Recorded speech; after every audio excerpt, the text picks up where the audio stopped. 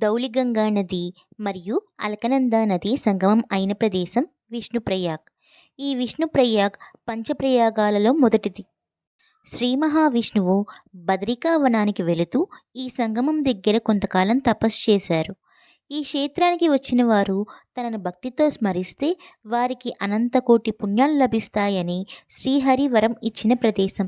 అలాంటి ఈ విష్ణుప్రయాగ్ చరిత్ర గురించి తెలుసుకుందామా? Thanks for watching.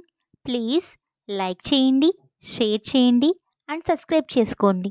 చార్ధామ్ యాత్రలో 9వ రోజు జోషిమఠ్ దర్శనం అయిన తరువాత విష్ణుప్రయాగ్ చేరుకున్నాము. జోషిమఠ్ నుంచి విష్ణుప్రయాగ్ 15 కిలోమీటర్లు. విష్ణుప్రయాగ్ చమోలి జిల్లా, ఉత్తరాఖండ్ రాష్ట్రంలో ఉంది.